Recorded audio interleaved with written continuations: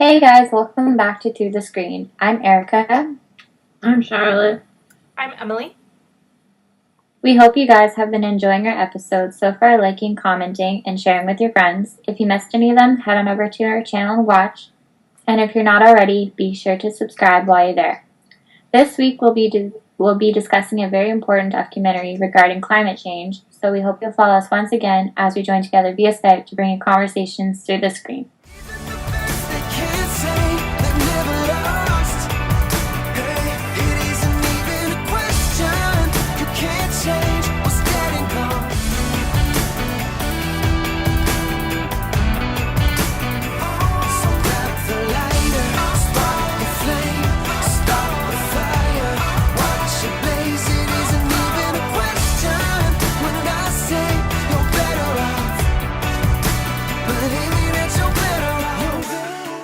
This episode will be discussing Before the Flood, Leonardo DiCaprio's 2-year journey to discover the truth about climate change and what we enjoyed most about the documentary. We will also be bringing you the latest Taiji updates, a heartwarming story about a landmark decision made in Argentina freeing a chimp that had been living in a concrete enclosure for years, and finally sharing our thoughts on this week's episode of Dancing with the Stars. First up, Before the Flood.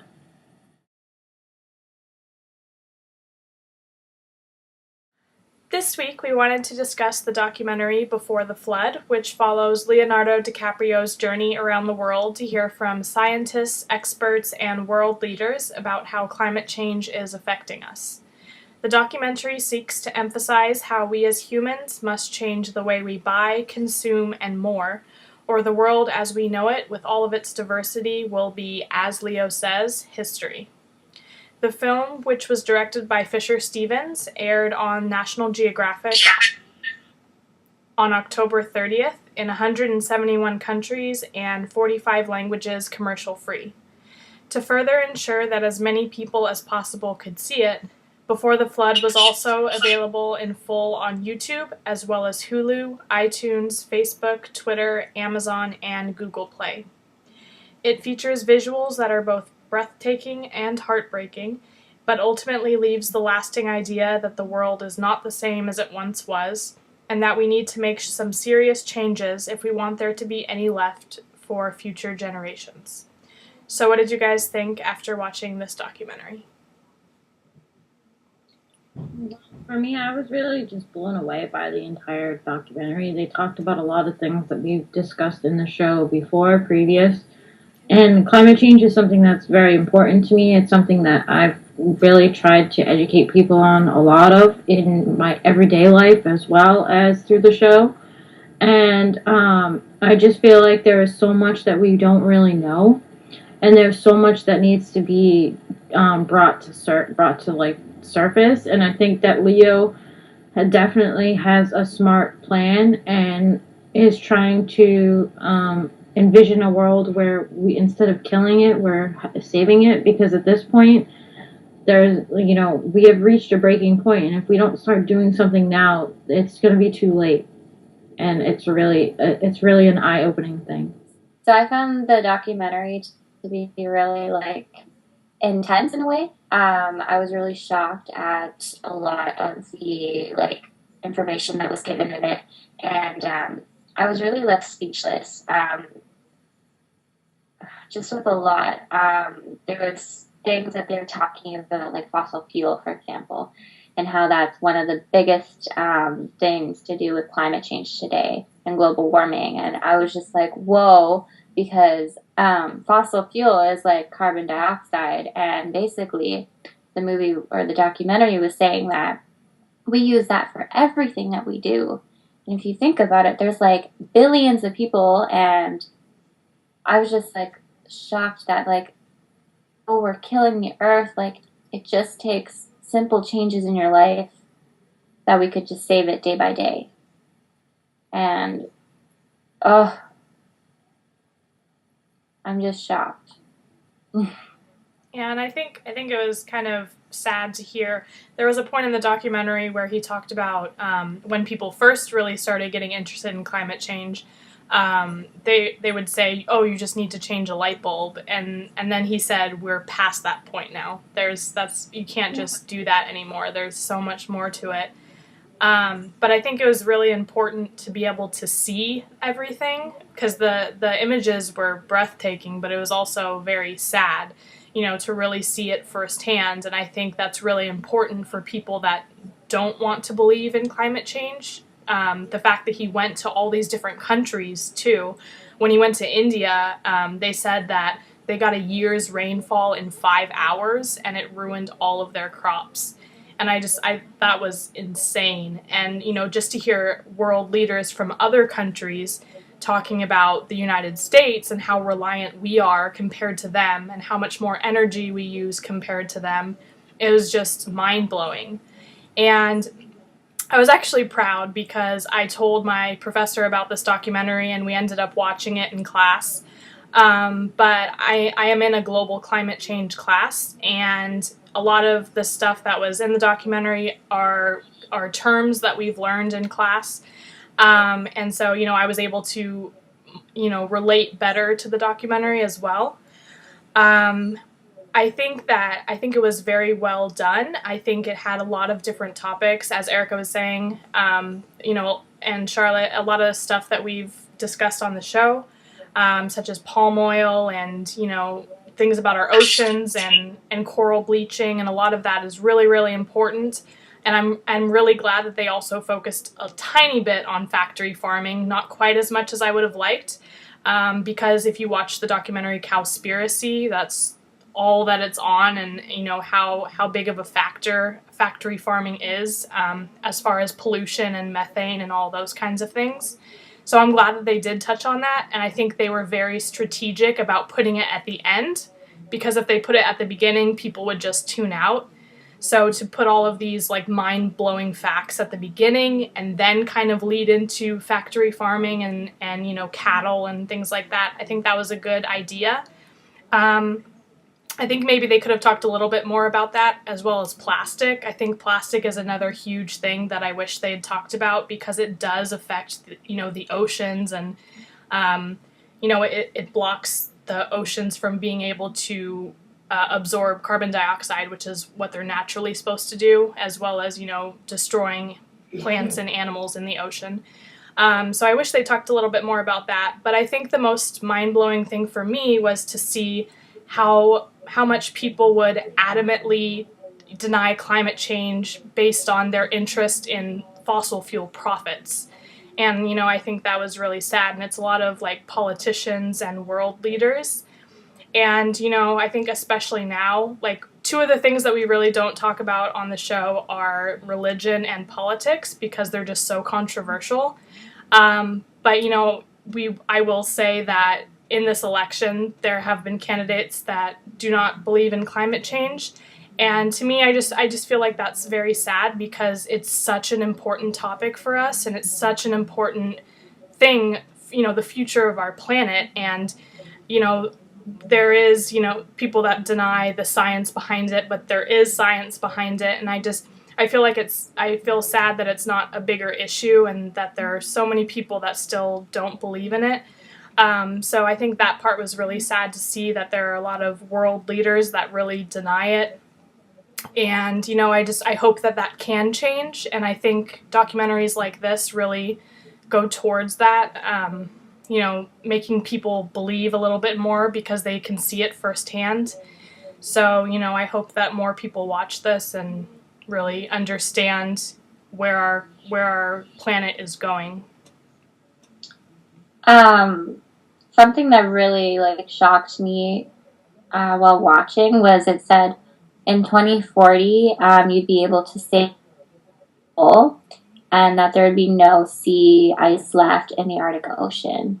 And it was so shocking to hear about how our sea levels are rising in places, and how Florida can be washed away. And there was a quote, I can't remember who said it, but it said, if the city is underwater, there is no future. And I wrote that down right away, and I was like, wow, because they were naming off, I think they named off Boston, they named off California, they named off Florida, There's other places. Long Beach, California, and Miami. Yeah. And, like, that's just, it's devastating. Yeah, I think that was the interesting thing too, is because, like, living in the United States, you hear things about other countries, but, like, when they gave the example of Florida and you really see that it's already happening, that's kind of crazy too.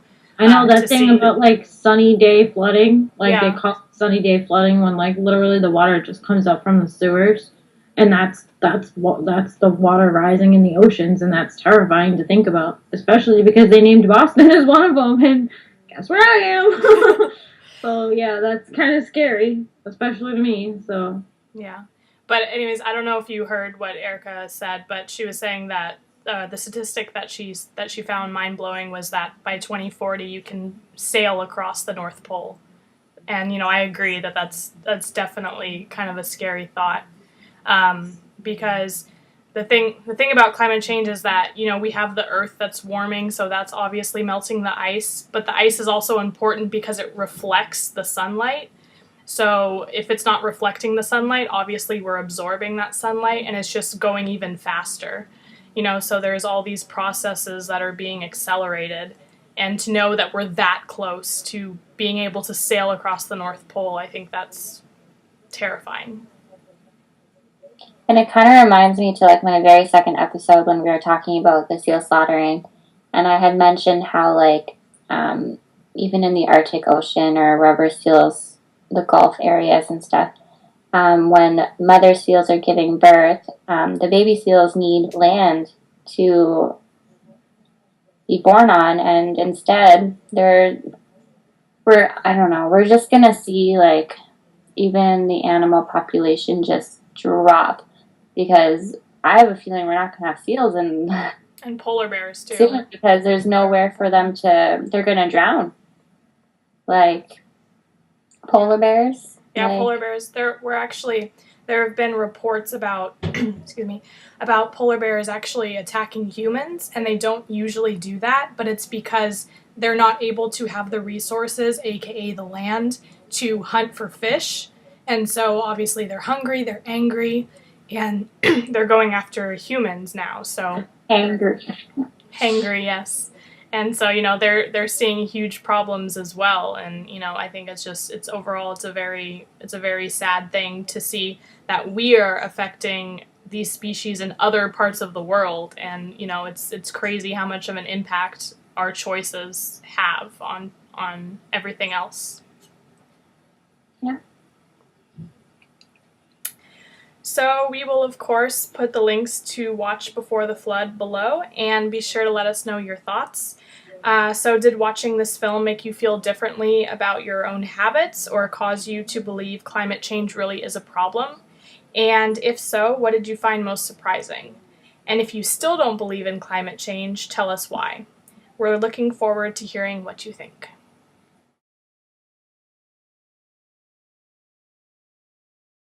Unfortunately, this week in Taiji started with a Red Cove Day. On November 4th, Japan time, a large pod of Riso dolphins were driven into the cove. Many juveniles were dumped back at sea, while the remaining 20 to 30 dolphins were slaughtered. The rest of the week, fortunately, were Glue Cove Day. As always, we will link Taiji live streams below, so be sure to share what's going on with others on social media.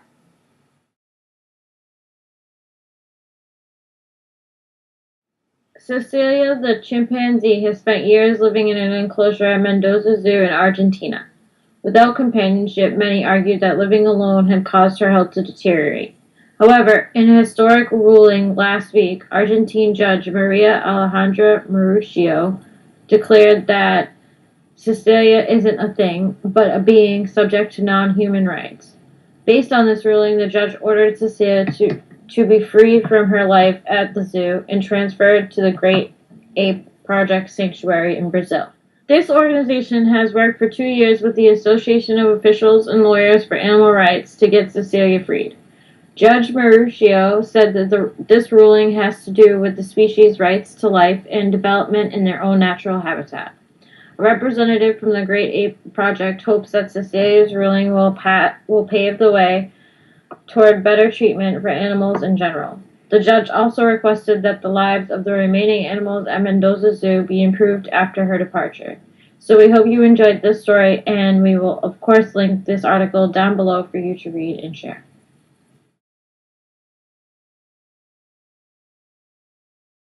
This week on Dancing with the Stars was Showstoppers Night, where our stars performed classic Broadway numbers with guest judge Idina Menzel, as well as paired team dances to rack up some extra points.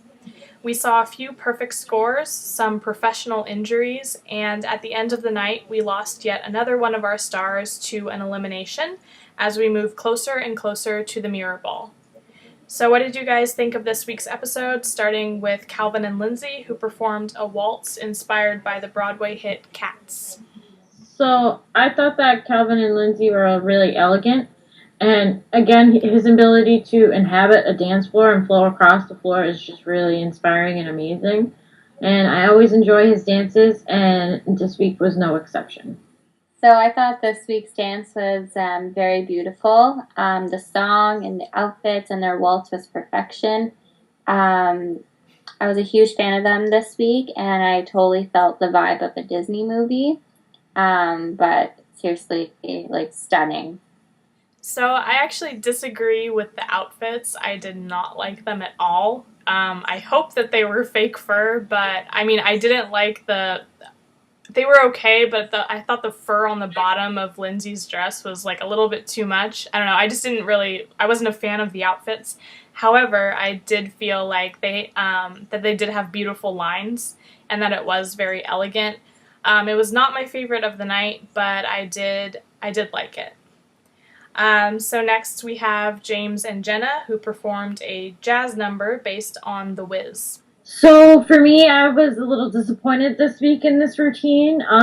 Jazz is like my absolute favorite, so I hold it to such high standards, especially on this show.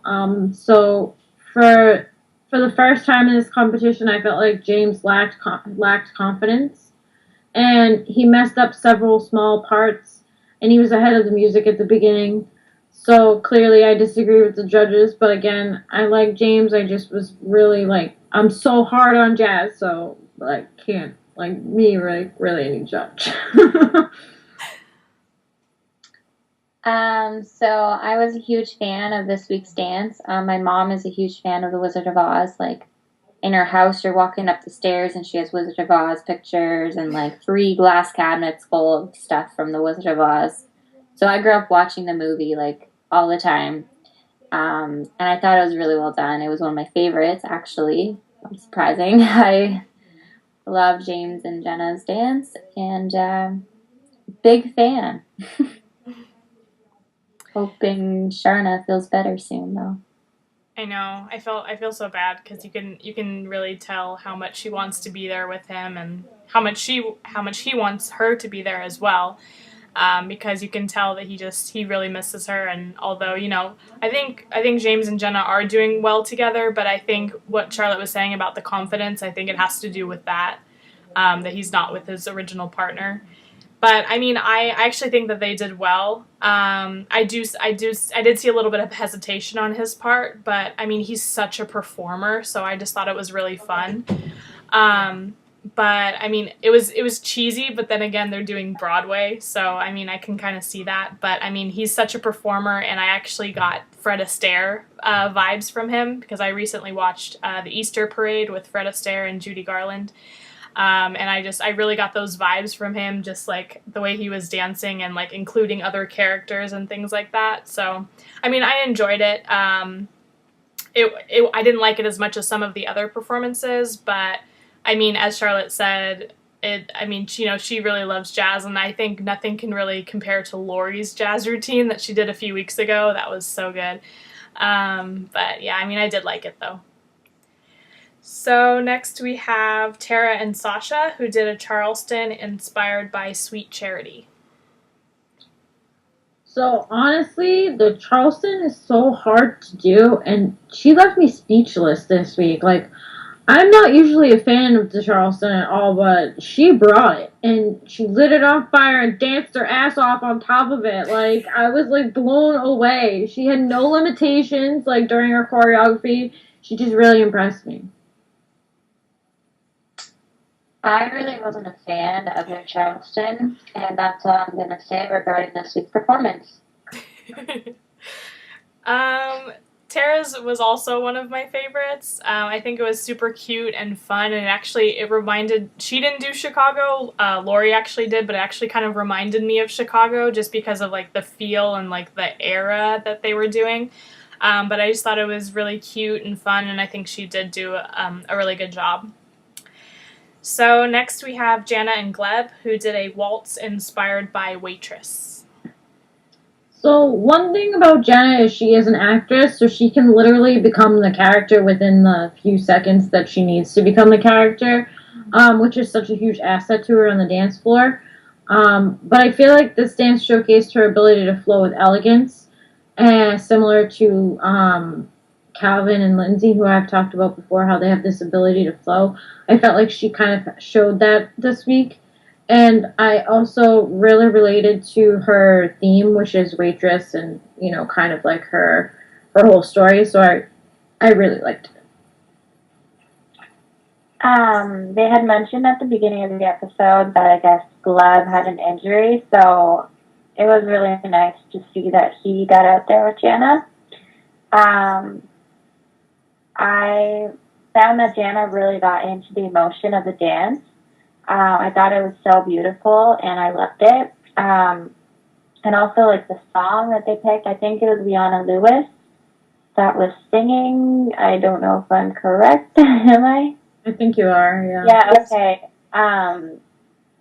Like, the song, the voice, like, I don't know, I just found that it just flowed together so, like, so beautifully. I don't know if that's a word, but it was really good. Yeah, when I found out they were doing Waitress, I was excited because I do love that movie. And I do think that she did get into the character, and I felt like it was really beautiful and emotional, and I'm glad she didn't actually slip on the pie at the end of the at the end of the dance, because I was worried about that. I was like, oh no. But yeah, it was I really liked it. It was definitely one of my favorites, and I just really loved the emotion in it as well. So next we have Lori and Val, who did an Argentine tango based on Chicago. So for me, this was the best dance of the night by far. She was flawless. She exuded everything, confidence, sex appeal, and sharpness throughout the entire dance. So really, there was like nothing bad I can say. She was just amazing. Lori did amazing. I love how talented the two of them are and how they work together. But I wasn't a fan of their tango this week. It was too sexual. Yeah. I knew it. Yeah, but, like, they're so good, and, like, I'm definitely rooting for them. I screamed when I found out they were not only doing Chicago, but Cell Block Tango, because I am obsessed with that song and that movie. So I was really excited that she was doing that, and I was also shocked because she's only 16, and, you know, she's becoming this character that's very sensual, so I was wondering how she would pull it off, but I think she definitely did. I think the dance was very sexy, and I think it was just sharp and amazing and just really, really good. So I think it was definitely my favorite of the individual dances. So yeah, I mean, I definitely really enjoyed it. So next we got to the team dances. So first up was James and Calvin, who performed a Paso Doble. There was so much energy in this dance. It was very sharp and clean. When both were on the floor alone, each had their own ability to stand out. James a little bit more for me, which is surprising, and one would think hard to do with a man as tall as Calvin, you know, standing next to you, and he's very hard to, like, miss. So I just kind of feel like James definitely pulled out the more of an edge through this, but again, it was a group dance, so they weren't judged separately they were judged as a whole, and I really liked it. I'm not really a fan of the team dances. Maybe I'm just too used to like the certain groups that they have. But like Shara said, there was a lot of energy. But I just don't want to fully critique it like really bad. I personally just don't like the team dances. Yeah, I mean, I can understand that. I don't always like that either. Sometimes it depends on the pairing or the style or whatever it may be, but I am like that sometimes. But this one I really did like because I love the intensity of it, and with a paso, it's usually like Latin and like that type of style and music and things like that. So it was interesting to see it kind of country almost and like a different take on it. So I enjoyed that. I like the song that they used, and I think the storyline was really cute. How the women ended up at with the money at the end. I thought that was cute. But I loved the intensity of it. So I think next to Jana and Lori, it was my favorite of the team dances. So next we have Tara and Mary Lou, who did a jazz performance.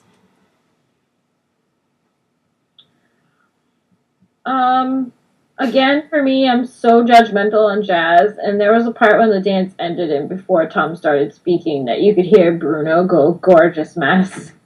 And I kind of agreed with that, because it was kind of like a gorgeous mess to me. Like, there was a lot that was wrong with the dance, but there was a lot that I liked, too. And, I just was so mad with jazz. I was just really mad with it. So, yeah, I wasn't really a fan. The great jazz critic. No. Not surprised. I mean, I think that they had there were parts of it that I liked. I think they had cool moves, and I don't know if it's just because Mary Lou was part of the team, but I just felt like overall it lacked the energy that I would have liked it to have. I felt like it could have had so much more energy, but I think the way that they all worked as a group was nice. Like their connection as a group and their group dynamic, I enjoyed that, but I wasn't a huge fan of it compared to the other team dances especially. So finally we have Jana and Lori, who performed a contemporary routine. Again, my favorite out of the three group dances. Just the story behind it, the song, everything I loved. There wasn't like one thing I didn't love. I loved the choreography, I loved the concept, I loved everything about this dance. There was not one thing I disliked, and they deserved their perfect score. I liked it. Oh, shocked. I know. Yeah. Definitely a fan. I had to watch the dance actually twice because I was like, whoa. Yeah, very beautifully done. This is another one that I screamed on because they were doing Bird Set Free by Sia, which is one of my favorite Sia songs. I love it. So I was very excited about that. And I think they had a great bond, especially in the package, which I really liked. I thought that was very sweet to see this kind of like big sister, little sister kind of relationship. They're team sisters, which I liked. It was very cute. I liked it. And you could tell, that they had a really good bond. And I think that's important, especially for team dances. But I think it was very beautiful and powerful. And they had these cool moves, how they would spin like apart and then come back together, and just like this deeper message behind it, like struggling with, these inner like demons or challenges or things like that. So I think it was a great message overall, and I really enjoyed it. So on Monday night, we also saw another elimination, and that, of course, was Mary Lou and Derek, who we all kind of suspected. I don't think it was a big surprise at all. I was disappointed this week because she did Jersey Boys, which is one of my favorite musicals, but again, I could see, those waves of energy that we always talk about, so I wasn't surprised overall at the outcome. I think I would have been upset if it was anybody else, unfortunately, but that's how I felt. And now we're getting to that point where the next elimination is going to be a shocker no matter who it is, because Right. everybody deserves to be there and everybody's working hard and everybody has the talent. So it's definitely going, this week's definitely going to be hard to see somebody go. Mhm. I found that it's about time that Mary Lou and Derek went, because 2 weeks of being in the elimination, I would have been devastated if Jana and Glad were sent home, because I am still like emotionally messed up with Ryan and Cheryl gone. If Jana and Glad left, I would have been like wrecked. Like, that's 2 weeks in elimination, like, get out. But yeah, very happy.